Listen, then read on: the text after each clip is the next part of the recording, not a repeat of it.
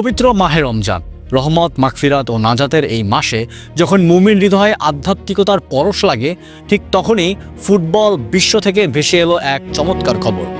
ব্রাজিলের হলুদ জার্সি, সেই আবেগ, সেই তেজ আর মাঠের লড়াকু ফুটবলার ক্যাথলিন সুজা এখন ইসলামের পতাকা তলে। পৃথিবীর এক প্রান্ত থেকে অন্য প্রান্ত ফুটবল ভক্তদের হৃদয় আজ এক অন্যরকম ভালো লাগায় পূর্ণ। বিশেষ করে যখন খবরটি আসে ফুটবল উন্মাদনার দেশ ব্রাজিল থেকে, তখন সেই আবেগ যেন বাঁধ মানে না।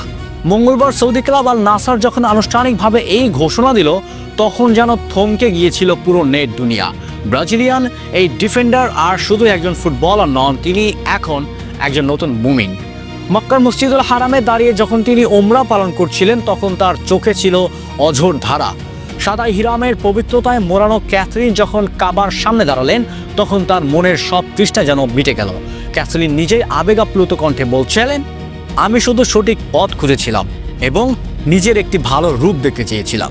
তার এই চোখের জল আর আকুতি বলে দেয়, এই প্রাপ্তি কোনো পার্থিব জয়ের চেয়ে অনেক বড়। অনেকেরই প্রশ্ন, কে এই ক্যাথলিন সুজা? কেন তার এই সিদ্ধান্ত ফুটবল বিশ্বকে এত আলোড়ন তুলেছে? ক্যাথলিন কেবল কোনো সাধারণ ফুটবলার নন, তিনি একজন সেন্টার ব্যাক এবং সৌদি উইমেন্স প্রিমিয়ার লিগে আল নাসরের অধিনায়ক। ব্রাজিলের বাইসাদা শান্তিস্তা এলাকায় ফুটসল থেকে খেলা যার হাতে করি, তিনি আজ বিশ্ব ফুটবলের বড় নাম। যুক্তরাষ্ট্রে পড়াশোনা আর ফুটবলের পাঠ চুকিয়ে তিনি খেলেছেন ইন্টার মিলান এবং রিয়াল মাদ্রিদের মতো বিশ্বসেরা ক্লাবে। 2018 সালে ব্রাজিলের হয়ে অভিষেক হওয়া এই তারকা 2019 বিশ্বকাপেও নিজের জাত চিনিয়েছেন। 2024 সালে যখন তিনি আল নাসরে যোগ দিলেন, হয়তো তিনি নিজেও জানতেন না তার এই যাত্রা তাকে এক নতুন জীবনের ঠিকানায় পৌঁছে দেবে। আল নাসর ক্লাব তাদের অফিসিয়াল এক্স অ্যাকাউন্টে একটি ভিডিও শেয়ার করে ক্যাথলিনকে বরণ করে নিয়েছেন।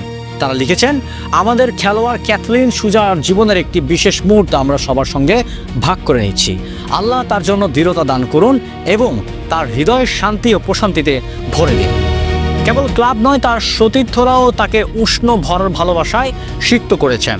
সৌদি আরবের মাটিতে এসে তিনি যে কেবল অর্থ বা খ্যাতি নয়, বরং নিজের আত্মার প্রশান্তি খুঁজে পেয়েছেন, তা আজ প্রমাণিত।